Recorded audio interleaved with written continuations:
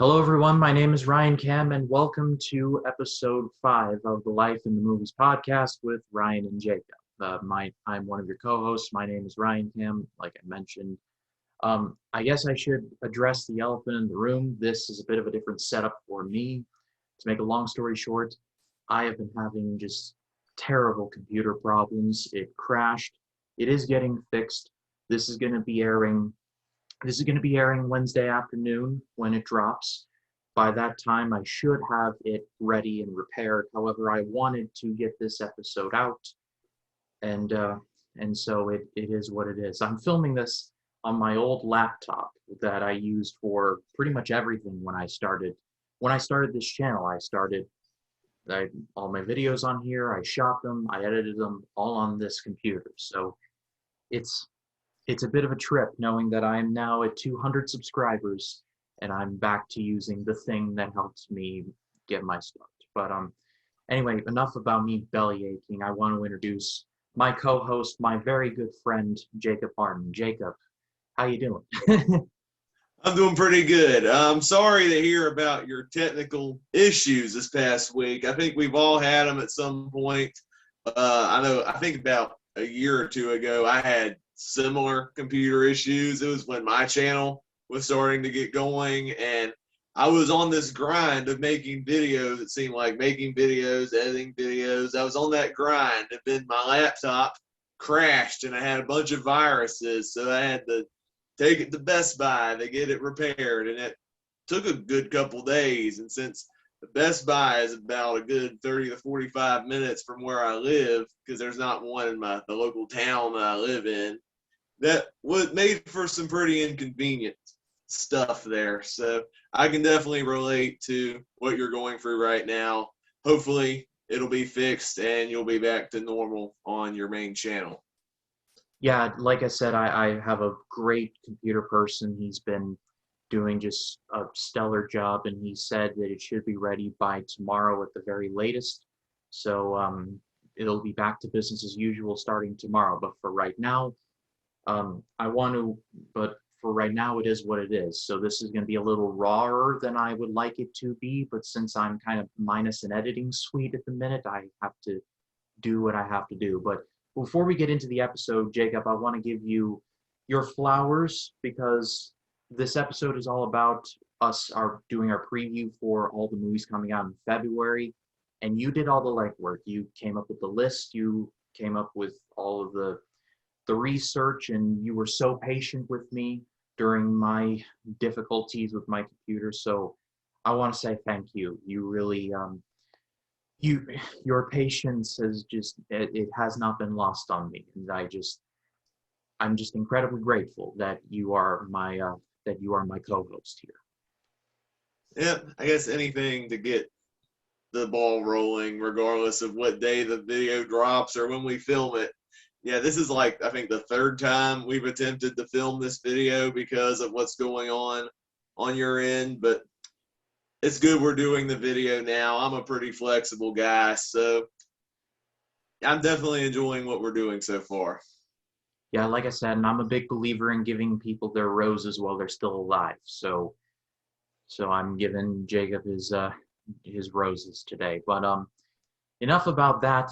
Obviously, you all know stuff about my life, but as far as good things go, there was actually some good things. I ended up doing my 5K that I mentioned on last week's episode, and it was amazing. I ended up completing it in 29 minutes and 40 seconds, which I didn't necessarily set a time goal, but I was very happy with that result. I finished in under a half an hour, even if it was by 20 seconds.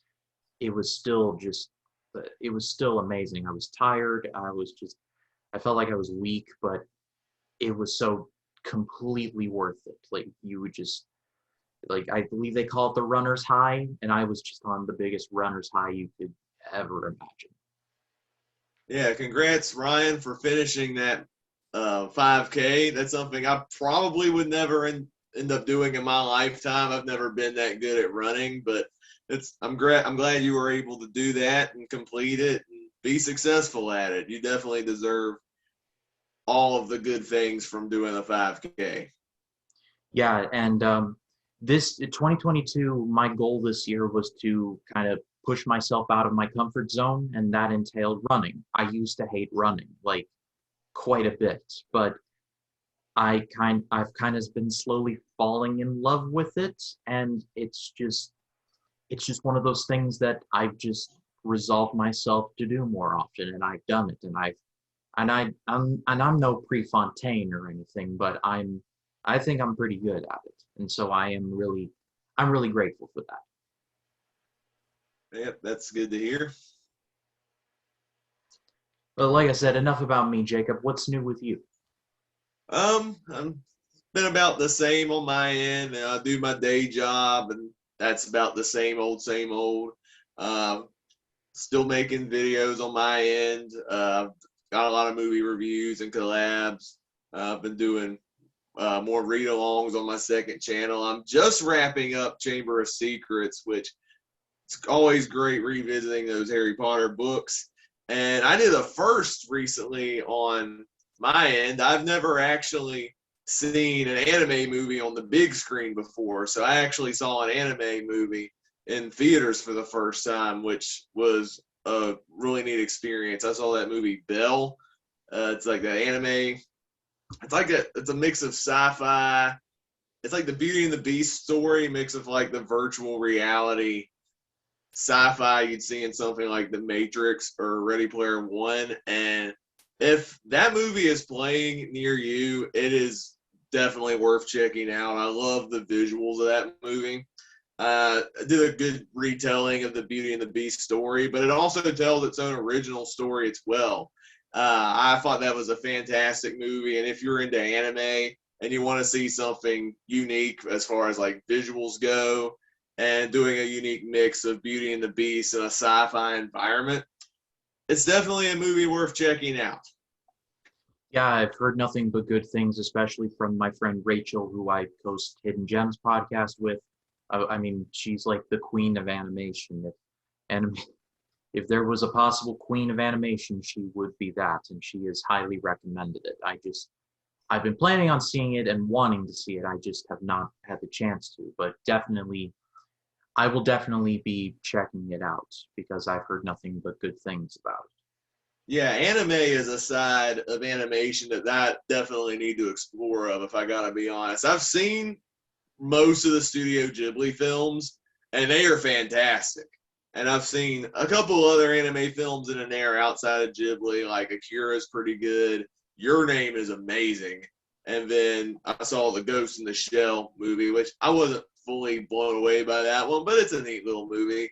But after seeing Belle in theaters, I'm like, okay, I need to cover more anime. I need to check out some more anime, go beyond Studio Ghibli and check out some amazing works that they've been cooking over in Japan.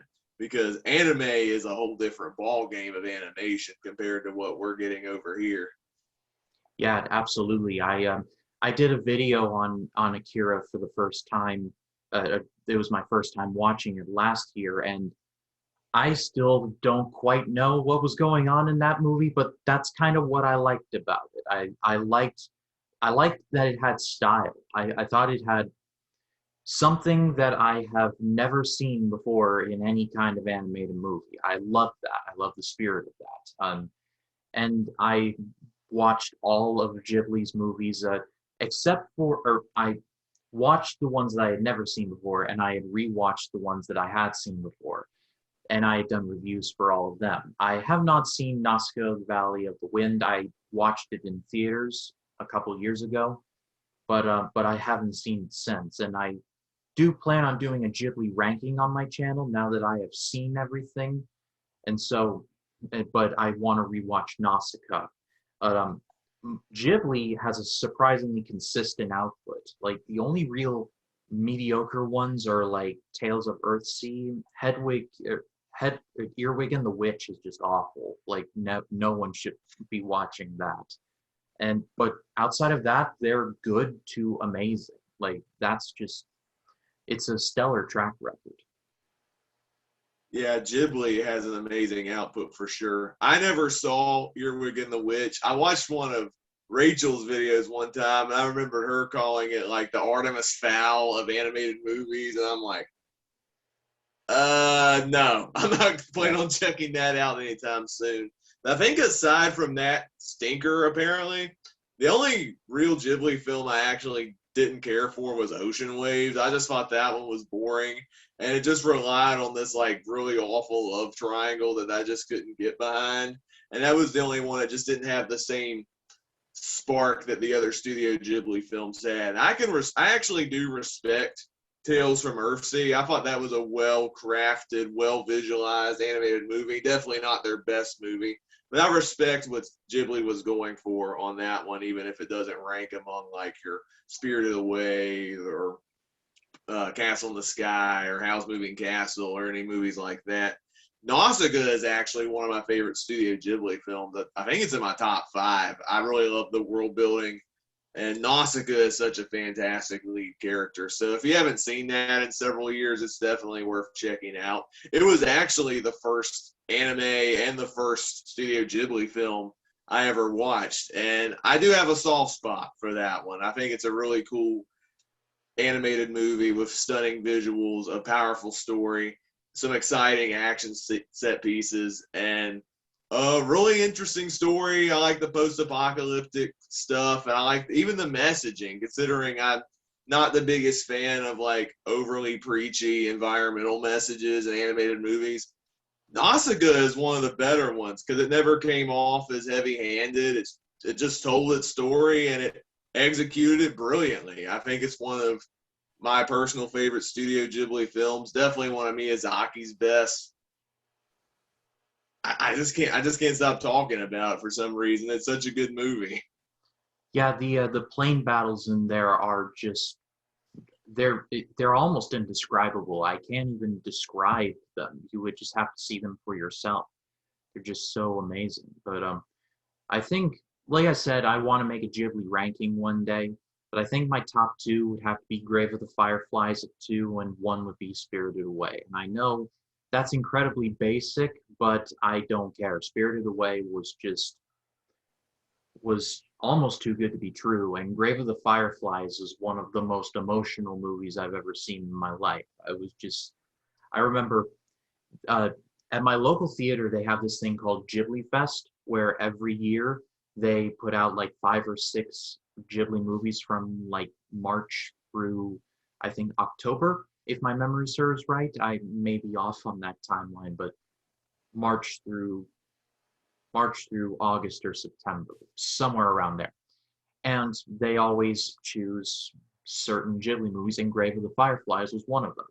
And I was like, well, I've always wanted to kind of dip my toes into the Ghibli pool, so let's try Grave of the Fireflies. And wow, I was not prepared. I will not spoil it here if anyone has not seen it. Simple answer is go see it. It will leave you just hollow. It really will. Yeah, that is one of the most downer, depressing animated movies that I have ever seen in my life. I've only had the pleasure of seeing the film twice in my life. The first time nearly broke me because I was just not prepared by just how upsetting of a movie that actually is, the subject matter, the time period, and everything. But I rewatched it a second time because I was doing I think I did like a Studio Ghibli project on Letterboxd. That was before I even started the YouTube channel. And it is such a hard movie to watch. It's like Schindler's List. They're great movies, but they're just so sad and depressing that you don't want to watch it in a good 5-10 years or so afterwards. One of my favorite YouTube comments ever is a comment on one of my videos. Was on my Grave of the Fireflies video, where I believe someone said to the tune of, "This is one of my favorite Ghibli movies ever. That being said, I will never be watching it again." And I was like, yeah, I can definitely understand why. But let's move on to some things that we've been watching lately. And taking a look at your channel, Jacob, I see you ended up watching the Sharpay movie, which I had to do a double take as to remembering, like, because I love High School Musical. I grew up watching it. I actually watched it on the premiere night, so I know a thing or two about High School Musical, but I had completely forgotten about this. Is it any good?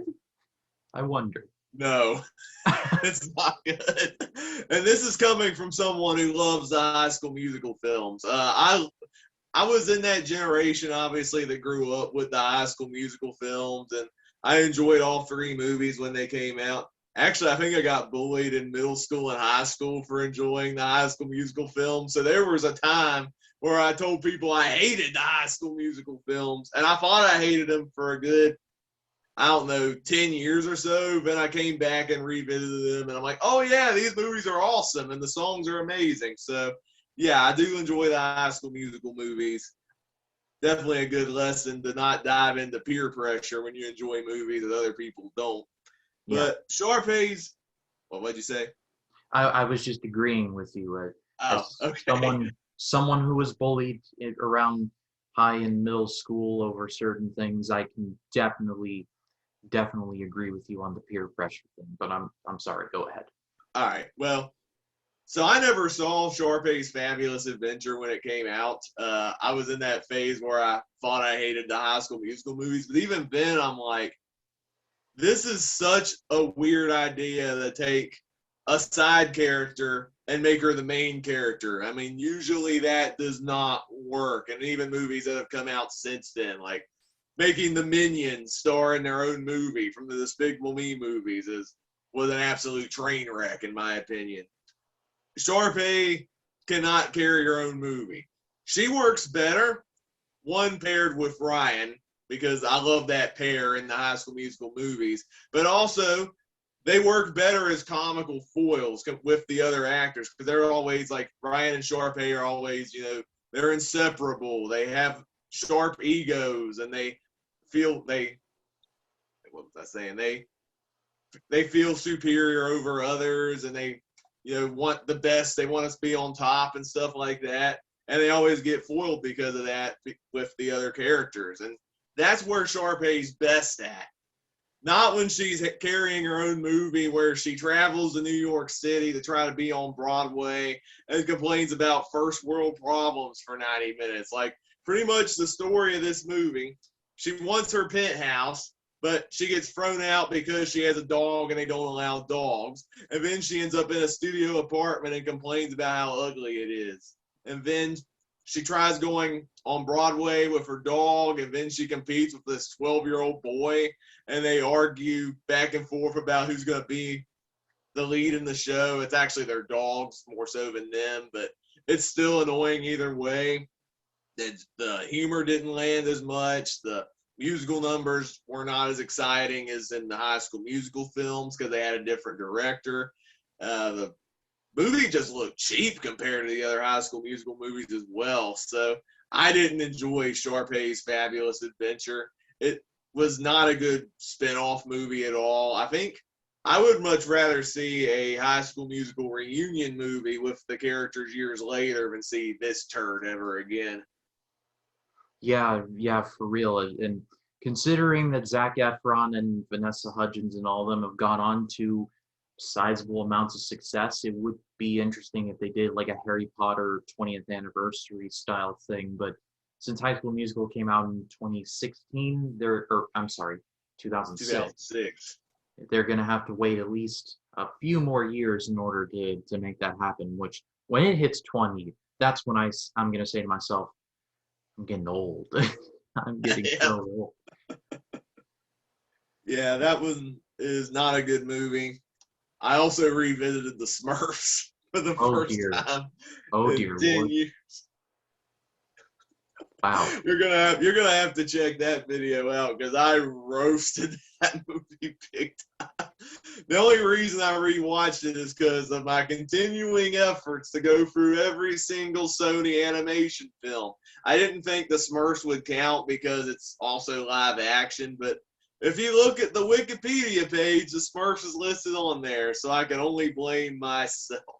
Funny story. I was not intending to see the Smurfs when it came out. Like, even when I saw the trailers, I'm like, oh, this just looks bad. Like, look how they massacred my Smurfs, pretty much. And my dad missed seeing Harry Potter in theaters opening weekend, Deathly Hallows Part 2, because he was working that weekend, and the rest of the family saw it that week. And he's like, I want to see Harry Potter. So we ended up going to a drive-in, which sadly is not in business anymore. They closed before COVID happened. And so we went to the drive-in to see Harry Potter, but there was a catch. Harry Potter was the second movie. The first movie was The Smurfs. Oh, double bill. And it was torture because I'm like, I want to see Harry Potter again, but I got to sit through this first. Checking your watch. And rewatching it all these years later, it hasn't improved one bit. I hated it just as much now as I do then, like from the horrifying visuals of the Smurfs, which are, in my opinion, just as bad as the original Sonic design from the live action movie, how uncanny that is, from the juvenile humor, just the fact that you take a fantastic world like the Smurfs live in and you do nothing with it and put them in New York City. That's like Smurf Massacre right there. So many lame puns. The Guitar Hero scene is absolute cringe. Like, why is Neil Patrick Harris in this movie? The only thing I like in this movie somewhat is I like the casting of Hank Azaria as Gargamel. He would have been great if the movie had plenty to do with it, but he's just reduced to potty humor throughout the whole movie. And I did not enjoy seeing this one bit. It was absolute torture. Yeah, I've never seen this. All that I have seen of it is the Nostalgia Critic review of it, which he was too nice on that movie, let's be honest. And Yeah. I saw in one clip, the Smurfs were in New York and they were going through New York City, and they got on this taxi cab, and on like one of those taxi cab advertising things on the roof, it was for a Blu-ray disc, and they were standing next to the blue, and it just like, ah, man, like to quote the great Robin Williams, at that point even God's going, do you get it? It's like, Yeah. Yeah, it's pretty much a whole 90-minute ad for Sony products, but they just shoehorn the Smurfs in there pretty much. It is not a good Smurfs movie, and it is like one of the absolute worst movies I've ever seen. I need to revisit the Emoji Movie again, which that'll be torture just as well to decide which one is worse. But honestly, because I don't like the visuals for the Smurfs themselves, I think the Smurfs might be worse than the Emoji Movie, but I guess that's just me. And also because, like we talked about in the Boomerang episode a few weeks prior, the Smurfs is a good cartoon. Like, there's no excuse for taking such a beloved children's cartoon with great world building and memorable characters and shove it down to this mess where they're in New York City and there's like an onslaught of pop culture references and poop humor and potty humor and gross out humor. This movie's terrible. yeah, yes. Neil Patrick Harris, God bless him. Like he is incredibly talented, but I don't know what they were holding over him to get him involved with not only this but the sequel. But I guess we'll just never know. Yeah, that one is really bad. I think one more movie I wanted to share on this video is, have you ever seen the movie Witness for the Prosecution? No, I never have. That is a 1957 courtroom drama directed by Billy Wilder. Came out the exact same year as 12 Angry Men, and not only were both movies critically acclaimed, financially successful, highest grossing films of their years, both movies actually were nominated for Best Picture, come to find out. Neither of them won. I can't remember which one won that year. I think it might have been Bridge on the River Kwai, but don't quote me on that. But we all talk about how 12 Angry Men is one of the best written movies of all time, one of the best acted movies of all time. And don't get me wrong, 12 Angry Men is a fantastic movie. It's one of my personal favorites, and I credit 12 Angry Men for introducing me to a wider variety of classic cinema, because I wouldn't have got into horror movies without being blown away by 12 Angry Men about 9 years ago now when I first saw the movie. I did see a quote on Letterboxd on this, and somebody said on Letterboxd, 12 Angry Men might just be the best courtroom drama outside the courtroom, but Witness for the Prosecution might be the best comic book movie set in the courtroom. It's a murder mystery trial directed by Billy Wilder, and it's based off a stage play by Agatha Christie, the author behind Murder on the Orient Express. And I thought that was a really cool collab between the two creators because, yes, it's a courtroom drama, but it also feels like a whodunit at the same time. So I thought that was a really cool way of doing a courtroom drama. I think the performances are all fantastic. And Ryan, if you've never seen the movie, I will not spoil the last 10 minutes, but the last 10 minutes are an absolute shock. You think you know where the story is going, and then the last 10 minutes happen, and the movie just goes from this to woo, because it is an absolute shock. And I know 12 Angry Men's a great movie, but we shouldn't overlook Witness for the Prosecution either, just because it came out the same year. I mean, Billy Wilder's made some of the best classic movies in his generation, like Double Indemnity, Some Like It Hot, and Sunset Boulevard. And I've discovered some great hidden gems from him as well on this director project, like Ace in the Hole, Stalag 17, and Sabrina as well.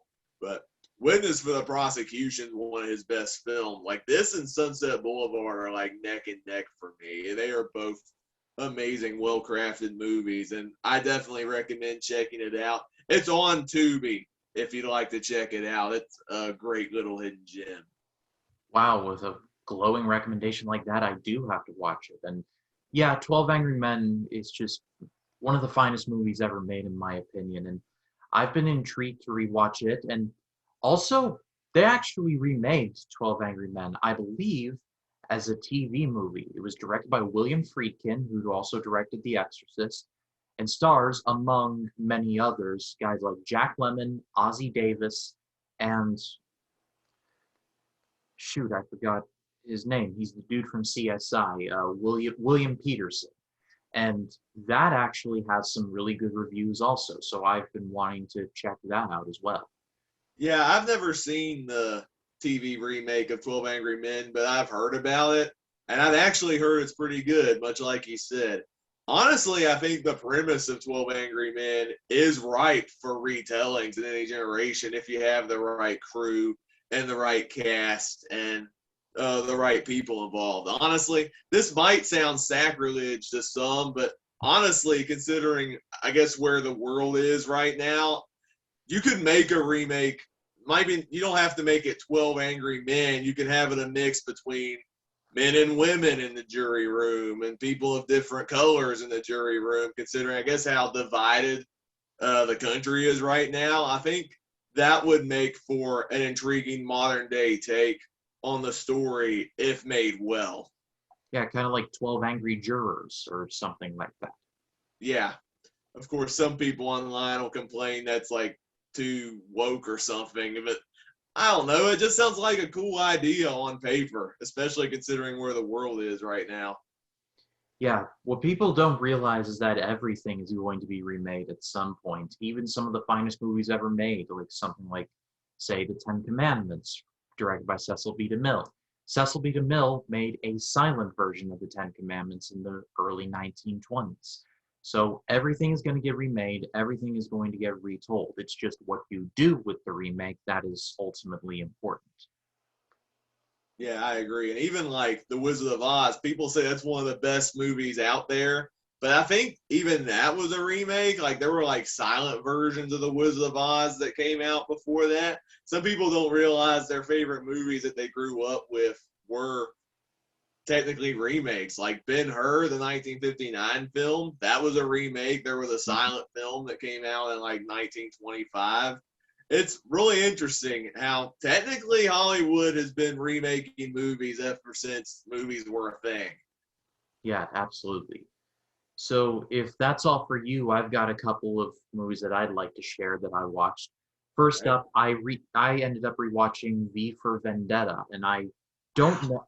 I don't know what brought this on, but I just felt like rewatching V for Vendetta for some reason. And V for Vendetta is one of those movies that I forget about, and then I rewatch it and I remember why I love it so much.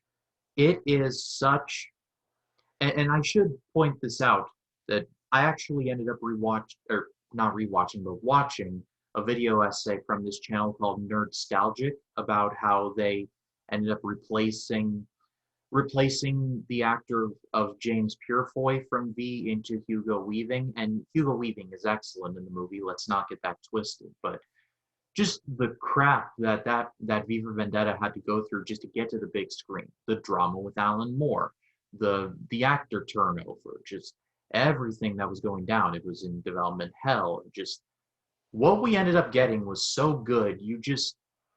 It it gives me a bit of a more of a appreciation for it. I know how to speak. And yeah, for this being a 2005 movie, it still holds up. I love this movie. I really do. Yeah, I haven't seen it in several years. I've watched it once. It is such a good movie. I love the remember the 5th of November. That's The that's such a cool gunpowder monologue at the beating. beginning. Hugo Weaving, probably one of his best performances, and that's saying something because I also love him as Agent Smith in The Matrix, The Red Skull, and Captain America. Desmond Doss's dad in Hacksaw Ridge. He's given some outstanding performances, but yet V might be his most memorable because there's so many interesting things about his character. Like clearly he's doing a lot of despicable things in the movie, but you kind of understand where he's coming from because he sees the corruption of what's going on in that society. And it's such a fascinating character to see explored. Even with oh man, what was I saying? I kind of lost my train of thought. But it's an interesting movie as far as commentary goes. I like that explored in the movie. The performances were all really good, and it does have some amazing action set pieces in the film. I know the Wachowskis didn't direct V for Vendetta, but I think they wrote and produced it, and you can feel their touch, especially in the action sequences. And even though I won't revisit this film again for my current director project on the Wachowskis, it's still a remarkable movie that they were involved with. Yeah, it was directed by James McTeague, and he did a really good job there. And yeah, it's like I said, it's one of those movies that I just forgot about, and then I ended up thinking about it, and then I decided to rewatch it, and it was so good. Like the last, I want to say half an hour from when Natalie Portman's character goes to the prison, and I won't say anything else. I'm sure you all know what I mean. From there till the ending, it's like the rest of the movie's good, but when that moment happens, it's like it's just quality from then on out. And then the other movie I ended up seeing was Batman Beyond: Return of the Joker. And I know more about Batman the animated series more than I do Batman Beyond. I hear that Batman Beyond is pretty well liked, but I really haven't seen that many episodes. But with that in mind, Return of the Joker, for essentially kind of feeling like a TV movie, there's a lot of quality in there. I liked how they got Kevin Conroy and Mark Hamill as Batman and Joker respectively. That's always a nice touch. But I liked the character of Terry McGinnis. I was going in there thinking, can we just get to Bruce, please? Who is this guy? But I actually liked him. I liked his attitude. He wasn't like everything I do is cool, like he wasn't like of the times. He felt he felt very much like a person that we would know. I like that. I like the spirit of that.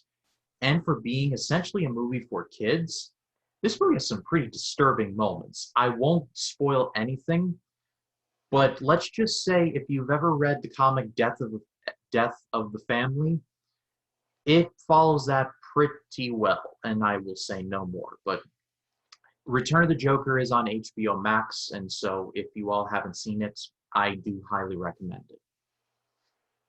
Yeah, I haven't seen that one, but I've seen quite a few of the other animated Batman movies.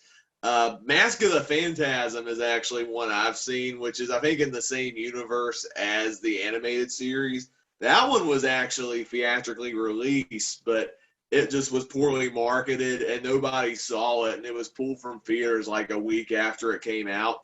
But it's gone on and received a cult following over the years, and some people have claimed it's the best Batman movie of all time, and which is it's considering it took me so long to actually watch it. I was kind of skeptical on that. I'm like, really? This is the best Batman movie over The Dark Knight and some of those other ones? But wow, this movie's actually really amazing. Like I enjoyed it's like they do the origin story of Batman, but they mix that with a love story, which you don't tend to see in a Batman movie. But I thought it was actually very compelling and heartbreaking to watch at times. Some of the action was really good. I love the animation was absolutely stunning in the movie. And I enjoyed the mystery with the Phantasm character as well. So I thought that was a really good movie.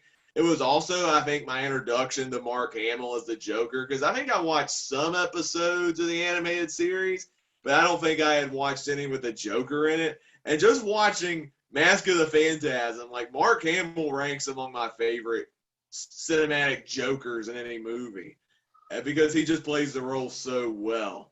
I really enjoyed Mask of the Phantasm if you haven't seen it. I think that one's also on HBO Max as well. But even other animated DC movies are pretty good as well. Like I like the animated Wonder Woman movie that came out, I think in 2009.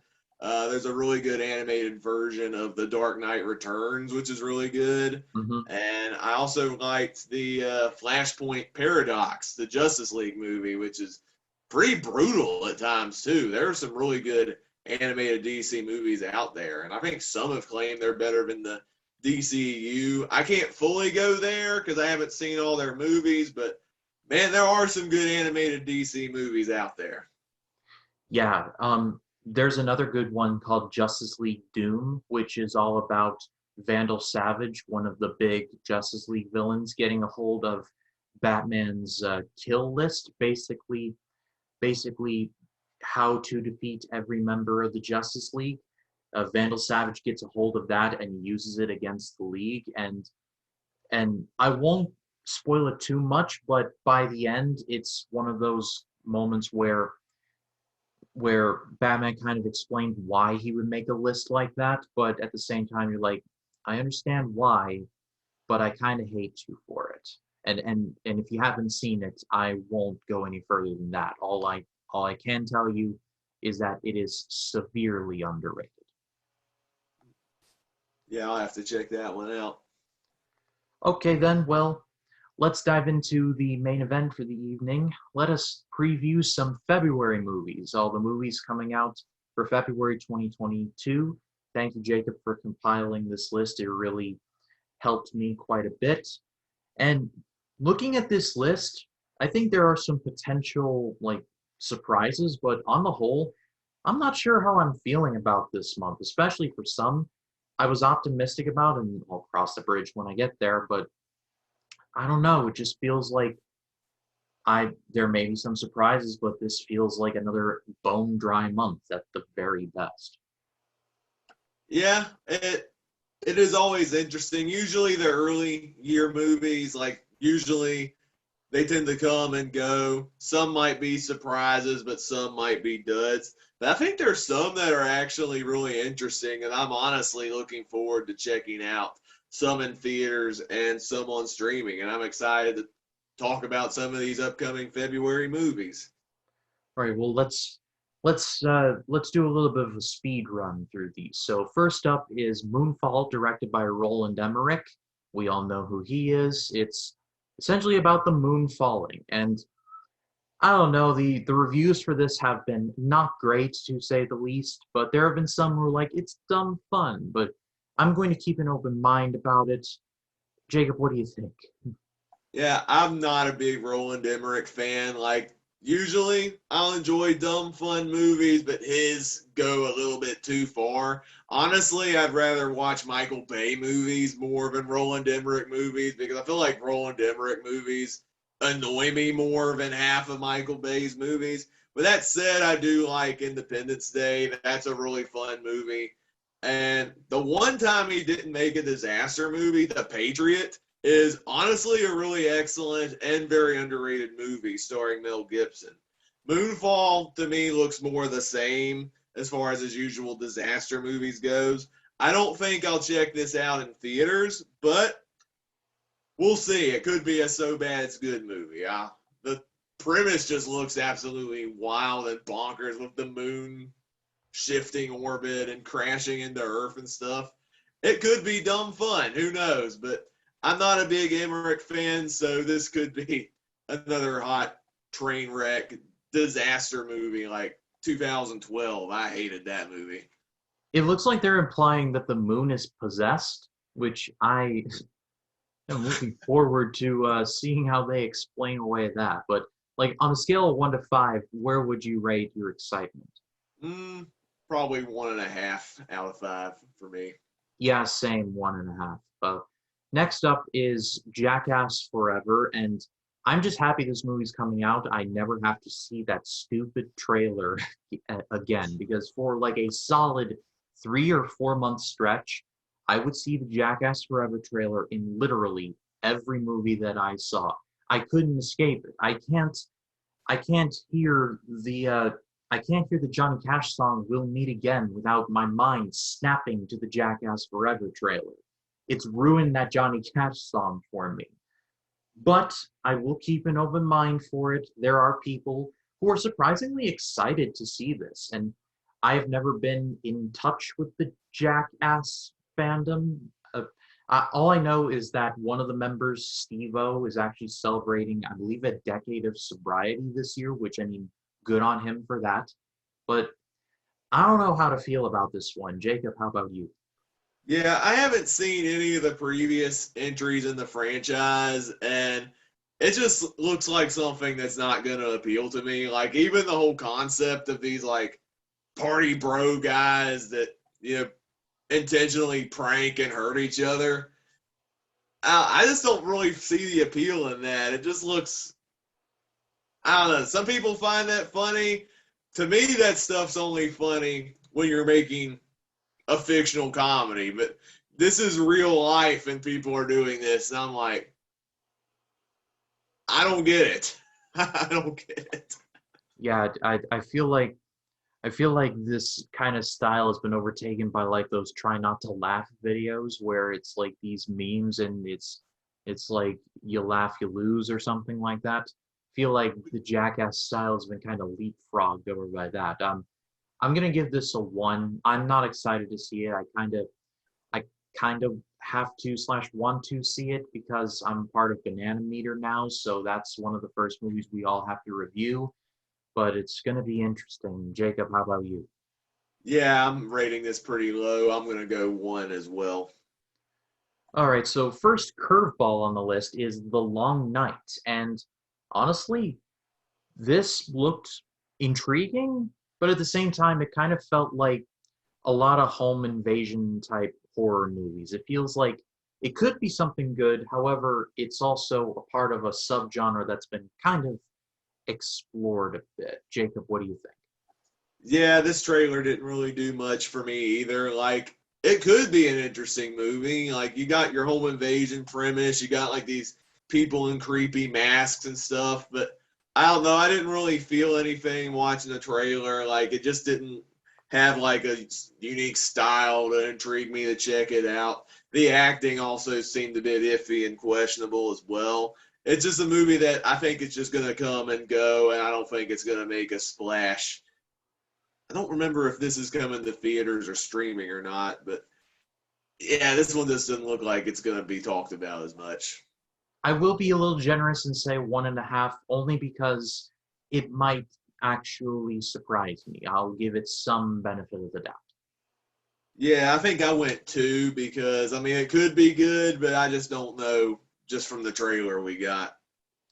Right. Next up is something definitely coming to theaters, and this may be the unluckiest movie of all time, A Death on the Nile. And folks, you could honestly make a movie about the making of this movie. I'm calling it now. Like 15 years from now, there's going to be a movie about the making of this movie. Quote me on that. But with literally everything that has happened with the whole Army Hammer situation, with the pandemic pushing it back, do you have any excitement for this at all, Jacob? Um, I'm actually kind of intrigued to check this movie out. Yeah, you have the whole Army Hammer scandal, but I can look past that because I'm watching a movie. And the rest of the actors, I'm really excited to see the cast in this movie. Kenneth Branagh reprising his role. Gal Gadot's in this movie. I'm excited to see that. The movie looks like it's going to have the same kind of visual aesthetic that the last movie, Murder on the Orient Express, had. And I did enjoy the last movie, even though I think it pales compared to other versions of the story I've seen, but I did like what Branagh was going for with the new Murder on the Orient Express. I've not seen I think there was an older version of Death on the Nile that came out in the 70s, which I've never watched. So I'm coming into this story blind. I might enjoy this one more because I don't know the mystery or the twist. Whereas Murder on the Orient Express, I knew the twist because I saw the old movie that came out in the 70s, and it's the same story beat by beat. So maybe I'll enjoy this one more than Murder on the Orient Express. I'm rooting for Kenneth Branagh to succeed because he's usually a good director when he's not making Artemis Fowl. I'm excited to see what he's going to bring with this movie, and I hope it does well. I fear this movie might get buried because of the whole Army Hammer scandal, but I really want this movie to succeed regardless. Yeah, I'm going to go 3 out of this one. I fear that it's going to be given the Wind River treatment. I don't know if you ever saw the movie Wind River, Jacob, but it was a movie about it was a movie about a sexual assault, and it came out literally weeks before the whole Harvey Weinstein broke through, and it was released by the Weinstein Company, so you can put 2 and 2 together from there. Wind River is really good. It was written and directed by Taylor Sheridan, who also did Hell or High Water and wrote and directed, or not directed, but wrote Sicario. So the movie is really good. Unfortunately, it has the baggage of the whole Weinstein stuff. So I hope Death on the Nile gets some positive attention at the very least. I'm going 3 on it. I'm actually a little optimistic. I'm going 4 because I like the whole genre, and I'm intrigued to check this one out. Very, very good. Well, next up is definitely a movie that my friend Rachel is very excited for. It's Marry Me. This is the new J-Lo and Owen Wilson vehicle. And I don't know, maybe I'm getting soft in my age, but I think this movie looks pretty interesting. I'm gonna say 3.5. I think this might actually be quite fun. I don't know about you. Yeah, if you had told me like 10 years ago that I would be enjoying some romantic comedies, I would have said you were crazy. But I think I've softened up on the genre as well because I've seen some pretty good rom-coms in more recent years. My favorite of which is 500 Days of Summer. That movie's fantastic. Mm-hmm. But Marry Me actually does look kind of intriguing. I like J-Lo. I really like Owen Wilson. And the premise kind of intrigues me. Now, it could be a cheesy rom-com, and it'll probably have the predictability factor, the cheese in a lot of these movies, but I'm kind of rooting for this one. I'm going 3 on Marry Me. Yeah, and like I said, 3.5. I'm rooting for this one. I hope it's good.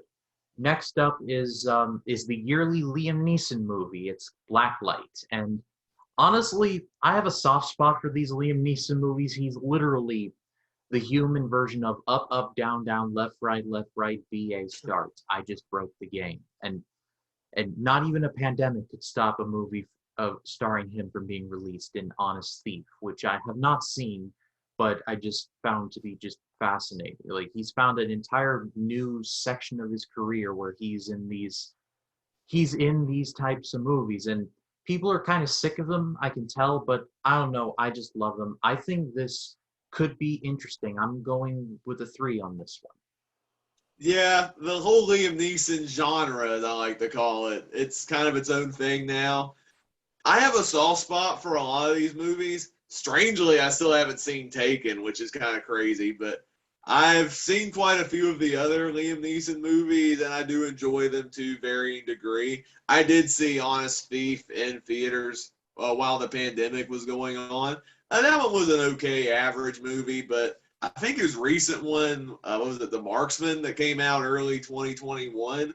Hmm. That one I thought was actually pretty solid. Like I liked the premise, and I liked the action, and Liam Neeson keeps giving it his all in these action movies, as disposable as a lot of them actually are. This looks more the same from all the action Liam Neeson movies he's done in the 10 plus years or so he's done these movies. But you know what? I'm going to give it the benefit of the doubt. I think Blacklight, I think it'll still be a fun movie, even though it'll be more of the same. It'll probably be disposable and stuff. I'm a sucker for these types of movies, and I'm mildly intrigued to check Blacklight out as well. I'm going 3.5 on this one.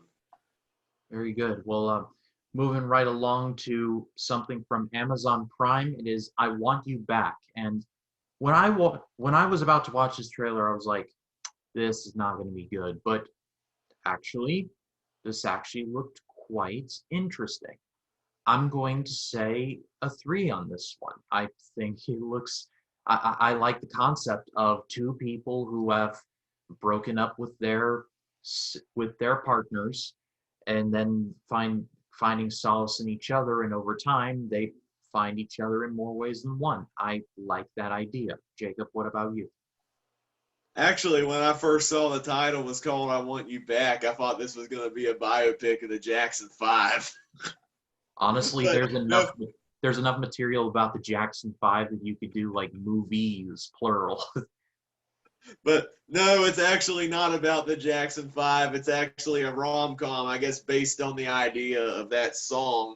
But this one actually looks pretty good. I'm actually kind of intrigued by this one. I do like the main stars, Charlie Day and Jenny Slate are likable enough, and I'm excited to see them headline a rom com. I'm actually more intrigued to see this one over Marry Me because I think the premise actually has a lot of potential. I'm actually going to go 4 on I Want You Back. I think it's going to be, I hope it's going to be a great surprise in early 2022. Dang, you are just throwing that fours out like it's going out of style. I love it. Next up is going to Netflix land now. We're talking about Tall Girl 2. Now, I have not seen the first Tall Girl. I heard mixed things at best about it, but I thought this trailer looked interesting enough. I'm going to give it 2.5. Jacob, what about you? Yeah, I didn't even know there was a Tall Girl before going in to seeing the trailer for Tall Girl 2.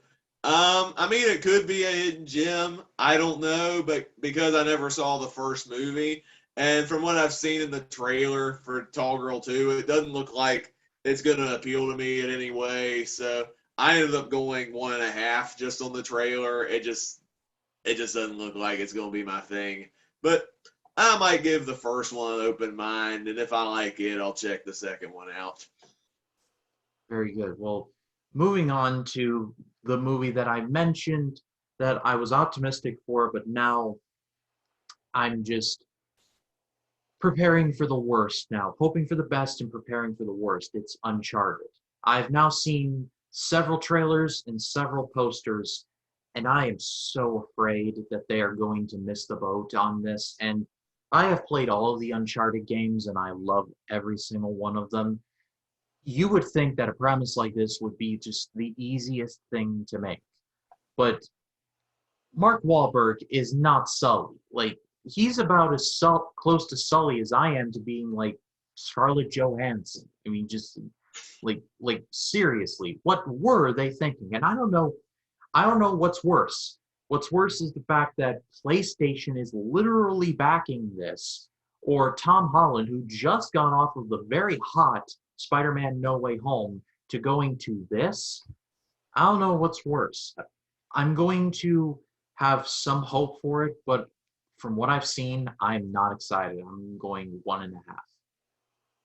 I think we're going to disagree on this one because one, I haven't played any of the Uncharted games, so I don't have any of that familiarity with any of these characters. So I don't know if Mark Wahlberg or Tom Holland is a miscast in these roles. I'm just seeing it as the Uncharted movie because I haven't played any of the games. I guess as a newbie, this looks a lot of fun from what I'm seeing. I'm hoping it's. I don't know if it'll please, I guess, the fans of the games, but I just want to see a fun action adventure with this premise. And I think you got Tom Holland and Mark Wahlberg. It looks like they got good chemistry just from the trailers I've seen. You got Antonio Banderas as your villain, and I'm excited to see that. Some of the action sequences I've seen in some of the trailers look very creative. I don't know how direct they are from the games or not. Like Tom Holland dangling off a helicopter and all those baggages like dangling off the helicopter and he has to jump on them. Is that from the games? There is it's I believe it is. I haven't played them in some time, but I do remember there being something like that. I believe it's the cover to Uncharted Drake's Fortune, but I would have to look that up. But yeah, I'm not looking forward to this. I'm going 1.5. Yeah, I'm very optimistic on this one. I think even if it's not the most faithful adaptation of the games, I hope it's a fun movie in its own right. And you might call me crazy on this, but I'm going 4.5 on Uncharted. I'm rooting for this movie just on the strength of the cast, the director, which is Ruben Fleischer, who did Zombieland. I know he did Venom, which I didn't like, but I like the two Zombieland movies, so hopefully he'll deliver on this. And the action looks a lot of fun, so we'll see. Well, I hope that I'm proven wrong. That's all I will say. I hope that I am proven wrong. Next up is Kimi. This is the new Steven Soderbergh movie, and this is something that I was not expecting to love, but I kind of love it already. I'm giving it a 4.5. I think this looks endlessly fascinating. I'm a big Soderbergh fan, and it tackles something with we have like Siri and Amazon Echo and Google Fi kind of doing their whole thing now. It kind of plays into that fear of okay, if they can like hear me say commands, what else can they hear? And so I think it's endlessly fascinating. Steven Soderbergh is one of those directors who just he can almost do no wrong. He can make a movie about male strippers be of top quality and Magic Mike. So this guy is just a miracle worker. I'm going 4.5. Yeah, I'm intrigued by this movie as well. I think it's one of the best trailers I've seen this year, with even the choice of music, which is "Bury a Friend" by Billie Eilish. And what do you want from me? And that's an effective song for a trailer like this because it's diving into almost investigating a murder through technology. I'm really intrigued by this one. I don't think I'm as highly anticipated on it as you. I haven't seen as many Steven Soderbergh movies outside of the Ocean's movies. Logan Lucky, I think, is so underrated. I love that movie. And some of the other movies of his I've seen, like I think I watched some of his smaller movies. I think I saw High Flying Bird, which is like the basketball recruitment movie he did on Netflix several years ago, and I thought it was boring. So some of his movies don't work, but when he delivers, he really delivers. So I hope this movie's pretty good. Plus, it's got Zoe Kravitz in it, and it'd be a good movie to watch before we see her play Catwoman in Batman. So I'm going 3.5 on Kimi. Yeah, very good. And yeah, Logan Lucky is excellent. If you all haven't seen it, do it. It is so good. I saw it 3 times. I saw it once when it premiered. I saw it again with my dad, and then 2 weeks later, this was before Hurricane Matthew hit Florida, and so the night before everything was supposed to shut down due to the hurricane, the last movie that I saw was Logan Lucky, and so it's kind of a comfort movie for me, if you will. I watch it at least once a year. It's fantastic. Well, Yeah, that one is so much fun. moving on to kind of a hard left from like investigating the murder from technology to a dog movie. It's Dog, starring Channing Tatum. And this, I did not expect to love, but I kind of do. I'm going 4 on this one. I have a soft spot for dog movies, even though I'm a cat person. I love my cat. She's beautiful, but I mean, I just love dog movies. I can't explain it, but I do. And so I have a feeling that this one is just going to be, it's just going to be really nice. I'm going to take my mom to it. I'm going to give it a 3. Did I say it? I'm going to go 4. I think you said 4 a minute ago. Mm-hmm. Yeah, I'm going to go 4 on Dog as well. I'm also a sucker for dog movies, although I'm definitely more of a dog person. I have a great attachment to dogs. I had 2 amazing dogs in my life. Sadly, they passed away several years ago, and I haven't really had a dog since because of that attachment. But I'm really excited to see this one. I think it's going to be a fun premise. Channing Tatum and a military dog. I think it's going to be very heartfelt. I think it's going to be funny at times. I think it's going to deliver on its premise. I'm really intrigued to check this one out. Right. And yet another hard left, going from dog movies to remakes of horror movies. It's the Netflix version of Texas Chainsaw Massacre. Now, by the time we're recording this, some trailers have been released, and of course, the clip that's going around is the dude going, you stop now or you'll be canceled." And I'm just like, God, give me the strength. Please give me the strength. Because I love the OG Texas Chainsaw Massacre. It's an ultimate don't judge a book by its cover movie. Like, it was so well made for being so gritty. And I covered it for the first Scary Mania. It's on my channel. But I'm going to go 2.5 on this one. I am hoping for the best, but expecting the worst. Because if there's references to canceling Leatherface here, I'm just like, oh no, this is not going to be good. It's not going to be good at all. Yeah, I've only seen the original Texas Chainsaw Massacre, and personally, I thought it was just an okay horror movie. There's good sequences of tension in there, but I just didn't care for the characters enough. And I just didn't even think Leatherface was that intense of a villain. Like, as far as the evil characters in that movie go, like, I enjoyed his cannibal family more than I did Leatherface. I thought they creeped me out more than Leatherface. I don't know if that's a hot take or not, but No, yeah, I'm not the biggest fan of Texas Chainsaw Massacre, so I have like zero excitement for the new film. And even like the main premise, like I did see the new trailer was just dropped before we were about to do this recording. And it looks like it's copying Halloween 2018 beat by beat, where the original final girl, much older, coming back to take on the slasher. And it just looks too blatant, especially when it's 2 different horror franchises trying to copy the same thing.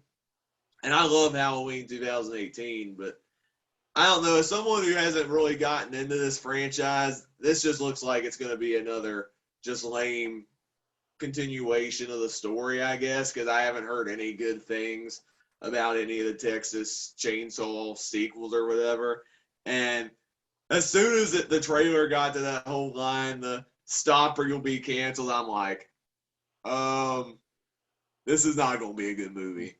I just know it's not going to be a good movie. I'm going 1 on the Texas Chainsaw remake, reboot, or whatever it is. Well, I'm hoping for the best at the very least. Well, next up is another horror movie, The Cursed or The Cursed. Let's go with The Cursed. I thought this looked very fascinating. I'm going 3.5 on this one. Yeah, I'm really intrigued by this one. I think this was one that was screened at Sundance, if I'm not mistaken, but it had like a different title. But for the general release, it's called The Cursed. But it actually looks like it's going to be an effective horror movie. Like, I'm liking the atmosphere and the imagery in the trailer. Like, I don't know what the story is going to be because it's a pretty mysterious plot, but I'm actually intrigued by this one. I hope it's going to be good. I think if the horror movies coming out, I'd much rather see The Cursed over the Don't Cancel Leatherface Texas Chainsaw reboot or whatever that is. I'm going 4 on The Cursed. Yeah, I'll be going 3.5. I think this looks fascinating, and hopefully it is good. Next up is Studio 666. This is the movie starring the Foo Fighters, and I'm not sure how to feel about this because I've never really been a Foo Fighters fan. I've heard Everlong, it is good, but I don't know. I think I'm gonna go 2 on this one. Yeah, when I first saw the trailer for this movie, I saw it in theaters like a week or two ago when I saw the new Scream. And when I saw this ad, the ad was played during the pre-show before the main trailers were playing. I was like, "Is this a joke? Is this an actual movie coming out?" But it is an actual movie. I'm like you, Ryan. I'm not a super huge Foo Fighters fan. I've heard some of their songs and I've liked some of their songs. Everlong and The Best are some of my absolute favorites, and Walk, which is played during the end credits of Thor, the first movie, is a low key great song. I think it's a great one, but yeah, I'm not like super huge into the band or anything compared to others, and this movie just doesn't look appealing to me. But if I do see the film, I'm sure it's going to have a great soundtrack at least. But the Foo Fighters doing a horror movie, that just seems so bizarre. I don't know how to feel on this one either, and I ended up going 2.5.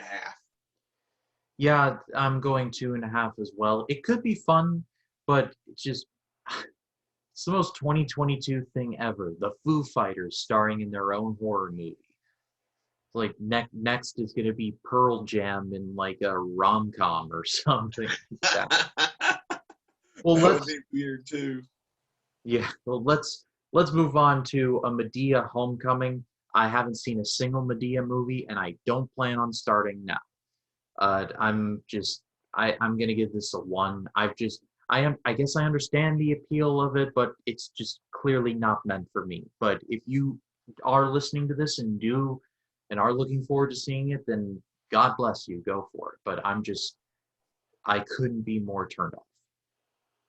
Yeah, I couldn't agree more. I haven't seen any Medea movie. There's 12 Medea movies. I did research that. Homecoming being number 12. Wow. I don't understand the love for this character at all. Like I guess if you like the character, I guess you'll enjoy this one, but this just looks like another lowbrow comedy that's gonna like push all the wrong buttons for me and be an absolute cringe fest. Uh I'm going 1 on this one as well. I don't get Medea at all. I mean, I respect Tyler Perry for The Hustle because he's one of those, he's kind of like Roger Corman. He produces a lot of movies on time and under budget, and he's been able to do it independently, or mostly independently. So I give him all the credit in the world, but yeah, I'm just, I've never really been all that much of a fan, and I don't really plan on starting now.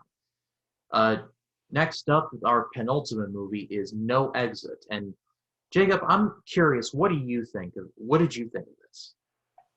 I actually couldn't find a trailer for No Exit when we were looking that up, and so I don't know if the movie's actually coming out or not.